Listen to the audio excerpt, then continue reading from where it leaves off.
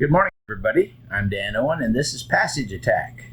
Today, we're going to be studying a passage from Luke chapter 12. Everybody knows this passage. It's the story of what we call the rich fool. Starting in Luke 12, verse 13, someone in the crowd said to him, "Teacher, tell my brother to divide the inheritance with me." And Jesus replied, "Man, who appointed me a judge or an arbiter between you?"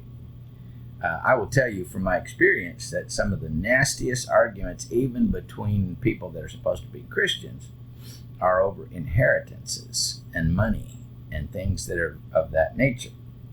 So, Jesus says in verse 15, "Watch out, be on your guard against all kinds of greed. Life does not consist in the abundance of possessions."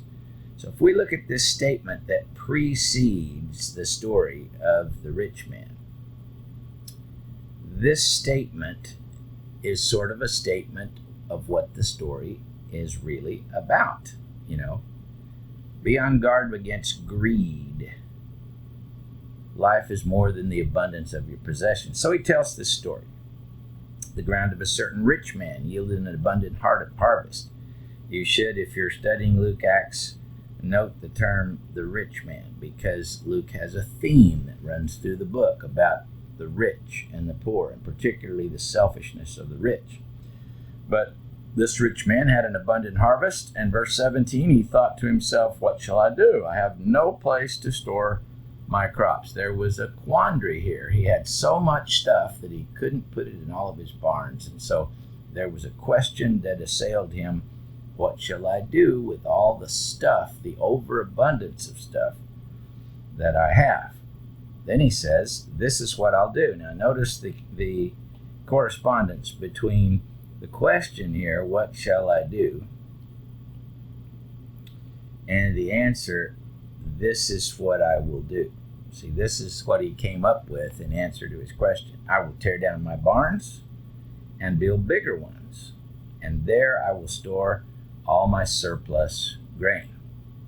So as we keep going in this passage, we pick it up down here in verse 19. He says, "And I'll say to myself," see, this is the way this guy was thinking, "you have plenty of grain laid up for many years. Take life easy, eat, drink, and be merry."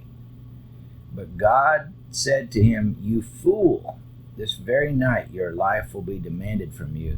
Then who will get what you have prepared for yourself?" Notice that all these things are what you have prepared for yourself. So this man is surprised by death. He's taken in a time that he did not think, and he's got all this surplus, and he's never thought about anyone but himself. The point of this story is reiterated again in verse 21, where Jesus simply says, "This is how it will be with whoever stores up things for themselves, but is not rich toward God." Notice how that the ending of the parable, where Jesus makes his comment, "This is how it will be with whoever stores up things for themselves, but is not rich toward God," and the beginning, right before he tells the parable in verse 15, where he says, "Watch out, be on your guard against all kinds of greed. Life does not consist in the abundance of one's possessions."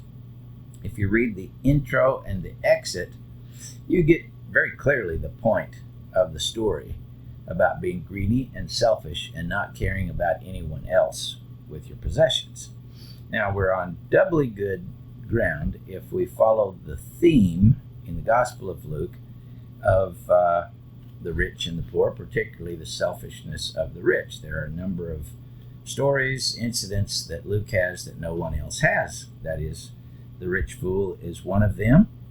And even a little bit later after this passage about the rich fool in the same chapter, down in chapter 12, verse 33, he says, talking about how people should look at their possessions, he says, "Sell your possessions and give to the poor. Provide purses for yourselves that will not wear out, a treasure in heaven that will never fail, where no thief comes near, no moth destroys. For where your treasure is, there your heart will be also. Certainly this passage is a great comment on the story of the rich fool and what it means. If we connect the story of the rich fool to some other stories in the Gospel of Luke, we have, for example, in Luke 14, the story of the great banquet. And before that story of the great banquet, Jesus is at a dinner at someone's house.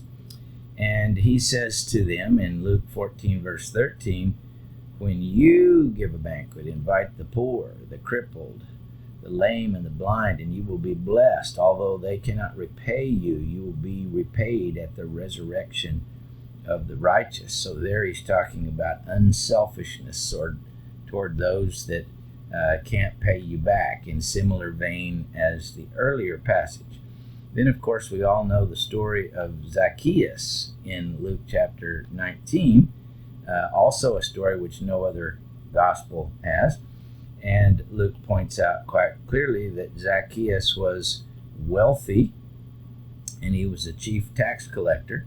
We all know the story of how Zacchaeus was called by Jesus to invite him into his house.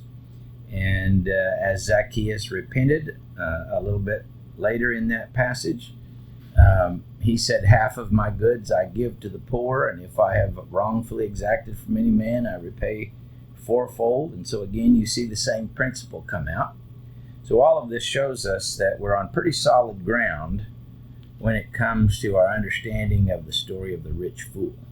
Not only is there a theme of stories that Luke has in his gospel about the way we handle riches and the relationship between the rich and the poor and the idea of unselfishness, but the verse right before the parable of the rich fool and the verse right after the parable of the rich fool tells us clearly what the meaning of that passage is.